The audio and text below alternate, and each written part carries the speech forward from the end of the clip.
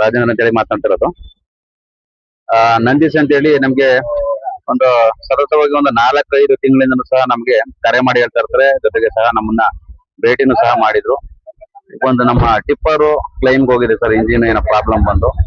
But Ashoka Layland showroom ಅವರು ಈ ರೀತಿ ಮಾಡ್ತಾ ಇದಾರೆ ಅಂತ ಅಂದಾಗ, ಇಲ್ಲ ಶೋರೂಮ್ ಅವರು ಆ ರೀತಿ ಮಾಡಲ್ಲ, ತುಂಬಾ ಪ್ರಖ್ಯಾತಿ ಹೊಂದಿರುವಂತಹ ಶೋರೂಮ್ ಅದು. ನೀವು ಇನ್ನೊಂದ್ 2-3 ಸಾರಿ ಅವ್ರನ್ನ ಹೋಗಿ ರಿಕ್ವೆಸ್ಟ್ ಮಾಡ್ಕೊಳ್ಳಿ, ಮಾಡ್ಕೊಡ್ಬೋದು.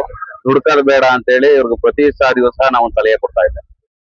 ಆದ್ರೆ ಅವರು ಸಹ 9 ತಿಂಗಳ ತನಕ ಕಾಯ್ದಿದ್ದಾರೆ.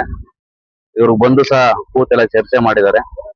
ಇವರು ಯಾವುದೇ ರೀತಿಯಾದಂತಹ ಈ 9 ತಿಂಗಳಿಂದ ಏನು ಅದನ್ನ ವೆಹಿಕಲ್ ನ ನವೀಕರಣ ಮಾಡ್ಕೊಡ್ಲಿಕ್ಕೆ ತಯಾರಿಲ್ಲದ ಕಾರಣ ಪರಿಹಾರ ಕೊಡಿ ಅಂತ ಕೇಳ್ತಾ ಇದ್ದಾರೆ. ಈಗ ನಿಮ್ಗೆ ಗೊತ್ತೇ ಇದೆ ಲಾರಿಯವರ ಸಂಕಷ್ಟ ಏನಿದೆ ಅಂತ. ಪ್ರತಿ ಒಂದು ದಿನಕ್ಕೆ 10,000 ರೂಪಾಯಿ ಸಂಪಾದನೆ ಮಾಡ್ತಾ ಇದ್ದೀವಿ ಈ ವಾಹನ. ಒಂದು ತಿಂಗಳಿಗೆ 1 ಲಕ್ಷಕ್ಕೂ ಹೆಚ್ಚು ಲೋನ್ನೇ ಕಟ್ಟಬೇಕು. ಅಂತದ್ರಲ್ಲಿ 9 ತಿಂಗಳಿಂದ ವಾಹನ ಈ ಶೋರೂಮ್ ಒಳಗಡೆ ನಿಂತಿದೆ. ಹಂಗಾದ್ಮೇಲೆ ಇವ್ರ ಪರಿಸ್ಥಿತಿ ಏನಾಗಿರ್ಬೋದು? ಅವ್ರು ಕೇಳ್ತಾ ಇರೋದು ಇಷ್ಟನೇ, ನಾವು ಬಂದು ಈ ಶೋರೂಮ್ನವ್ರಿಗೆ ಕೆಟ್ಟ ಹೆಸರು ತರಬೇಕು, ಅಪಪ್ರಚಾರ ಮಾಡ್ಬೇಕು ಅನ್ನೋದೇನಿಲ್ಲ. ಕರ್ನಾಟಕದಾದ್ಯಂತ ಅತಿ ಹೆಚ್ಚು ಅಶೋಕ ಲೇಲ್ಯಾಂಡ್ ವಾಹನಗಳನ್ನ ನಾವು ಬಳಕೆ ಮಾಡ್ತೀವಿ. ಯಾಕೆಂತಂದ್ರೆ ನಾವು ಡ್ರೈವರ್ ಆಗಿ, ಓನರ್ ಆಗಿ ಎಲ್ಲಾನು ಸಹ ಅನುಭವಿಸಿದ್ವಿ. ಅಶೋಕ ಲೇಲ್ಯಾಂಡ್ ಅಂತ ಪ್ರಖ್ಯಾತಿ ಹೊಂದಿರುವಂತ ಕಂಪನಿ. ದಯವಿಟ್ಟು ನಾವು ಈ ನಿಮ್ಮ ಮಾಧ್ಯಮದ ಮುಖಾಂತರ ಅವ್ರಿಗೆ ಮನವಿ ಮಾಡ್ಕೊತಾ ಇದೀನಿ, ಏನು ಈ ಲಾರಿ ಮಾಲೀಕರು ಇದ್ದಾರೆ ಅವ್ರಿಗೆ ಸೂಕ್ತವಾದ ಪರಿಹಾರವನ್ನ ನೀವು ಮಾಡ್ಕೊಡಿ. ಆ ವಾಹನವನ್ನ ದುರಸ್ತಿ ಏನಾಗಿದೆ ಅದನ್ನ ಬೇಗ ಮಾಡ್ಕೊಡಿ ಅಂತ ಹೇಳಿ ನಾನು ಲಾರಿ ಸಂಘದಿಂದ ಒತ್ತಾಯ ಮಾಡ್ತಾ ಇದ್ದೀನಿ. ನಮ್ಮ ಡ್ರೈವರ್ ಕಳ್ಸಿರೋ ಕಂಪ್ಲೇಂಟ್ ಏನಾಗೈತೆ ಅದಕ್ಕೆ ಸರ್, ಆ ಬಿಲ್ ಕೊಟ್ಟಾಗ ಕಂಪ್ಲೀಟೆಡ್ ಗಾಡಿ 10/3/2026 ಮಾರ್ಚ್ ಅಲ್ಲಿ 2026ಕ್ಕೆ ಕಂಪ್ಲೀಟೆಡ್. ಇದು ಮೊದ್ಲು ಬಿಲ್ ಕೊಡ್ತಾನೆ ಸರ್, ಇಲ್ಲಿ ಸರ್ ಮೊದ್ಲು ಬಿಲ್ ಕೊಡ್ತಾನೆ ಸರ್. ಸರ್ ಇವರು ಫುಟೇಜ್ ಕೂಡ ಕೇಳಿ ಸರ್, ಅಷ್ಟೊಂದು ಇದಿತ್ತು ಅಂತ ಅಂದ್ರೆ ಸರ್, ನಾನು CCTV ಏನೈತೆ ನಾನು ಮತ್ತೆ ನೆಕ್ಸ್ಟ್ ಫೋನ್ ಮಾಡಿರೋದು ಇವನ್ಗೆ ಫೋನ್ ಮಾಡಿದೀನಿ, ಅಮಿತ್ ಫೋನ್ ಮಾಡಿದೀನಿ. ಏನ್ ಸರ್, ಇವ್ರಿಗೆ ಮತ್ತೆ 11ನೇ ತಿಂಗಳಿಂದ ಇವ್ರಿಗೆ ಪಿಕಪ್ ಮಾಡ್ಕೊಂಡ್ ಬಂದಿರೋದು ನಾನು ಫೋನು. ಅದಾದ್ಮೇಲೆ ಈ ಡೇಟ್ಗೆ ನನಗೆ ಗಾಡಿ ಫುಲ್ ರೆಡಿ ಆಗಿರೋದು 18 ಸರ್. ಇಲ್ಲಿ ಸರ್ ಇನ್ನೊಂದು ಬಿಲ್ 18 ಇಲ್ಲಿ ಸರ್. ಅದಕ್ಕೆ ನನ್ ಗಾಡಿ ಫುಲ್ ಕಂಪ್ಲೀಟ್ ಆಗೋರು 26ಕ್ಕೆ ಫುಲ್ ಕ್ಲಿಯರ್ ಆಯ್ತು. ವಾರಂಟಿ ಇರೋದ್ರಿಂದ ನಾನೇನಂತ ಹೇಳಿದೆ, ಚೆಕ್ ಮಾಡಿ ಆದ್ರೆ ಇದನ್ನೇ ಕೊಡಿ. ಆಗಲ್ಲ ಇದು ಅಂತ ಅಂದ್ರೆ ಹೊಸದೇ ಹಾಕ್ಬಿಡಿ, ನಂದು ವಾರಂಟಿ ಗಾಡಿ ಅಂತ ನಾನು ಹೇಳಿದೆ. 5 ಪೂಜೆ ಗಾಡಿ ಕೊಡಿ ಅಂತ ಅಂದೆ, 5 ಪೂಜೆ ಕೊಡ್ಲಿಲ್ಲ. ಮತ್ತೆ ಇಲ್ಲಿ ನೋಡಿ ಸರ್, ಇದನ್ನ ಏನು ಬಿಲ್ ಕೊಟ್ಟೇನೆ ಅಂತ ಅಂದ್ಬಿಟ್ಟು 29-30ಕ್ಕೆ ನನ್ಗೆ ಇದ್ ಮಾಡವನೆ. ಇಲ್ಲಿ 20 ಇದಕ್ಕೆ ಇದ್ ಮಾಡವನೆ.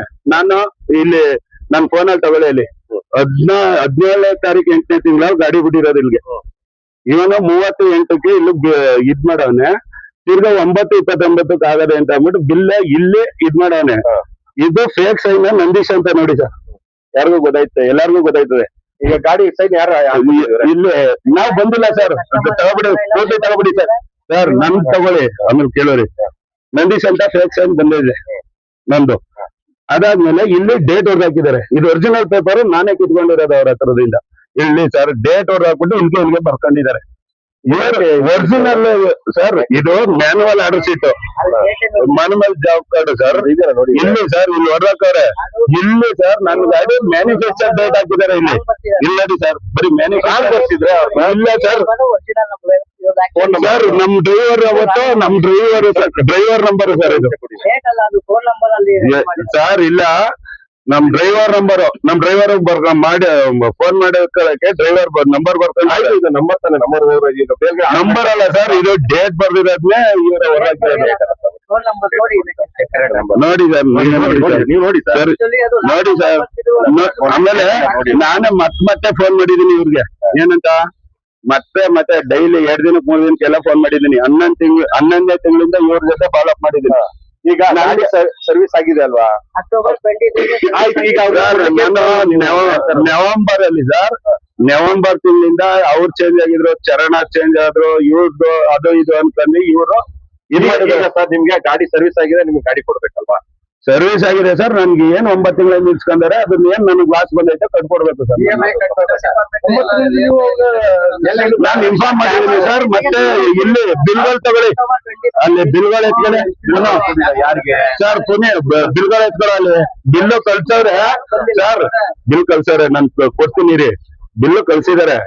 ಏನ್ ಕಳ್ಸವ್ರೆ ಯಾವ ಡೇಟ್ ಅಲ್ಲಿ ಏನ್ ಮಾಡವ್ರೆ ಅಂತ ಅಂದ್ಬಿಟ್ಟು ನನ್ಗೆ ಗಾಡಿ ಮೊದಲನೇ ಬಿಲ್ ಕೊಟ್ಟಾಗ ಇನ್ಕಂಪ್ಲೀಟ್ ಗಾಡಿ ನನ್ಗೆ ಅವೇನು ಫುಲ್ ಫೈನಲ್ ಆಗಿಲ್ಲ. ಎರಡನೇ ಬಿಲ್ ಕೊಟ್ಟಾಗ ಫುಲ್ ಫೈನಲ್ ಆಗಿದೆ.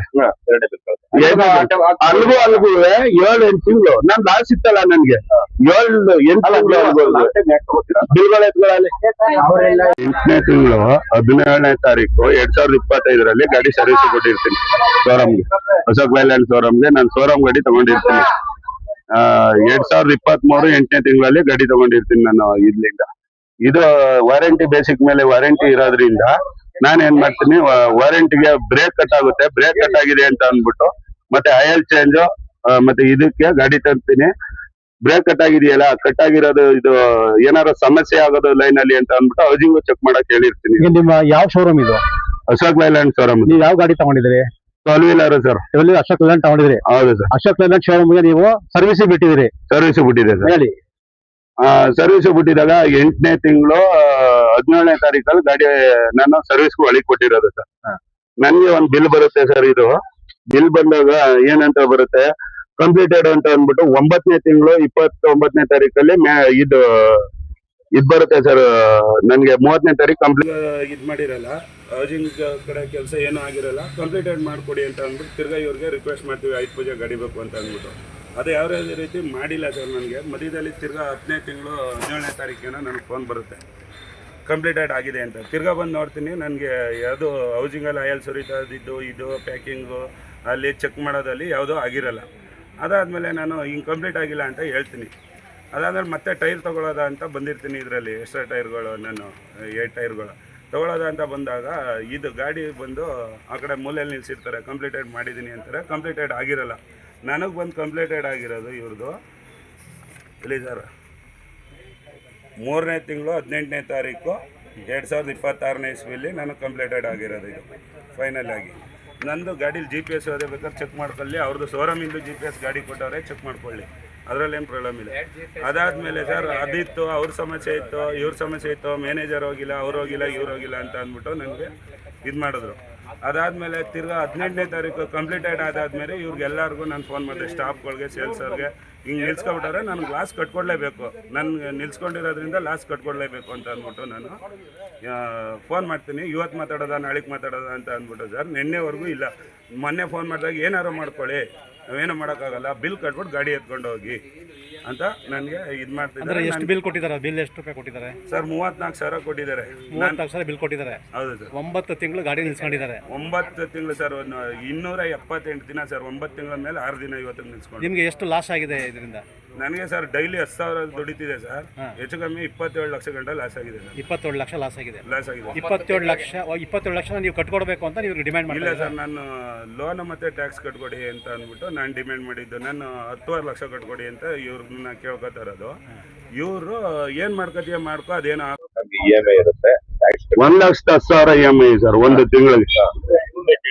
ನನ್ಗೆ ಸರ್ ಸರ್ವಿಸ್ ಅಲ್ಲಿ ಸರ್ ನನ್ಗೆ ಆಗ್ಬಿಡ್ಬೇಕಾಯ್ತು ಅಂತ ನಂಗೆ ಸರ್ ನಾನು ಹೇಳ್ತಾ ಇರೋದು ಇವರು ಇವತ್ತು ಸರ್ ಇವತ್ತು ಅದೇ ಗಾಡಿನೇ ಅಲ್ಲ. ಈಗ ನಿಮ್ಗೆ 18ನೇ ತಾರೀಕು ಮಾರ್ಚ್ ಅಲ್ಲಿ ರೆಡಿ ಆಗಿತ್ತು, ಪದೇ ಪದೇ ಮತ್ತೆ ಇದಾಗಿಲ್ಲ ಅದು ಏನಾಗಿಲ್ಲ ಸರ್. ಶೋರೂಮ್ ಅಂತ ಅಂದ್ಮೇಲೆ ನಾನು ಹೇಳ್ತೇನಲ್ವ ಸರ್, ನಾವು ಬಂದಿಲ್ಲ, ನಾವು ಇದ್ ಮಾಡಿಲ್ಲ, ನಮ್ಮ ಮೇಲೆ ತಪ್ಪಿದೆ ಅಲ್ವಾ ಸರ್. ನನಗೆ ಪೋಸ್ಟ್ ಇವರು ಡಿಆರ್ ಫುಟೇಜ್ ಕೊಡ್ಲಿ ಸರ್. ನಾನು ಏನ್ ಬಂದಿಲ್ಲ, ಏನ್ ಮಾಡಿಲ್ಲ, ಏನ್ ಕೇಳಿಲ್ಲ ಅದಕ್ಕೆ ಸರ್. ನನ್ ಗಾಡಿ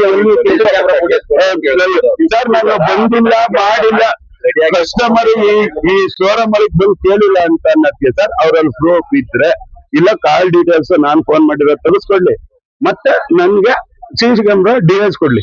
ಅವ್ರ ಡೇಟ್ ಅಲ್ಲಿ ಇರುತ್ತೆ, ಒಂದ್ ಶೋರೂಮ್ ಅಂದ್ಮೇಲೆ ಇದ್ದೇ ಇರುತ್ತೆ. ಬಂದಿದ್ರಲ್ಲ, ಬಂದಾಗ ಅವ್ರು ಗಾಡಿ ರೆಡಿಯಾಗಿ ಇಟ್ಕೊಂಡೋಗಿದ್ದೆ ನಾನು ಹೇಳಿದ್ರ. ನಾನ್ ಬಂದಿದಾಗ ಸರ್, ನಾನ್ ಬಂದಾಗ ಎಲ್ಲ ಇನ್ಕಂಪ್ಲೀಟ್ ಗಾಡಿ ರೆಡಿ ಮಾಡ್ತೀವಿ, ಇವತ್ತು ಮಾಡ್ತೀನಿ, ನಾಳೆ ಮಾಡ್ತೀವಿ ಇಷ್ಟೇ ಆತರ ಹೇಳಿದ್ರ.